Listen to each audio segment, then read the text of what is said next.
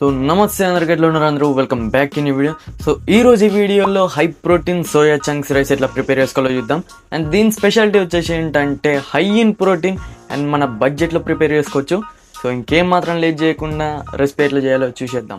ముందుగా ఉల్లిగడ్డ, టమాటా, పచ్చిమిర్చి, బీన్స్, క్యారెట్, కరివేపాకు, కొత్తిమీరని మంచిగా కట్ చేసుకోవాలి.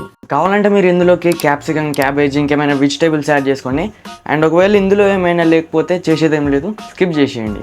అండ్ ఇప్పుడు ఒక 40 to 50 గ్రామ్స్ సోయా చంక్స్ అయితే తీసుకోండి. దీన్నే మిల్ మేకర్ అని కూడా అంటాం. అండ్ అందులోనే సాల్ట్ వేసుకొని 5 to 10 minutes బాయిల్ చేసుకోవాలి. అండ్ బాయిల్ అయిపోయిన తర్వాత అందులో నుంచి వాటర్ సపరేట్ చేసుకొని పక్కన పెట్టుకోవాలి. ఇప్పుడు స్టవ్ మీద గిన్నె పెట్టి స్టవ్ వెలిగించి అందులోకి 1 teaspoon ఆలివ్ ఆయిల్ ఆర్ గీ వేయండి. అలాగే జీలకర్ర, ఆవాలు, పసుపు మీకు ఏది నచ్చితే అది వేసుకోండి. అండ్ ఇక్కడ గీ ఆర్ ఆలివ్ ఆయిల్ యూజ్ చేయడానికి అయితే ట్రై చేయండి.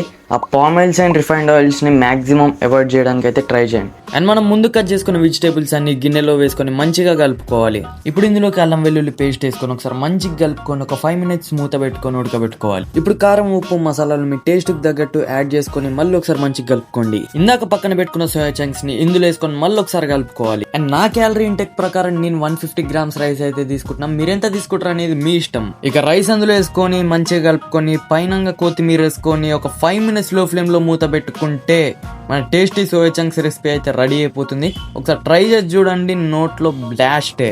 సో ఈ వీడియో మీకు హెల్ప్ అవుతుందని అనుకుంటున్నా. ఒకవేళ వీడియో నచ్చితే లైక్ చేయండి. అండ్ మరిన్ని ఇలాంటి టేస్టీ రెసిపీస్ కోసం and health and fitness videos కోసం మన ఛానల్ని సబ్స్క్రైబ్ చేసుకోండి.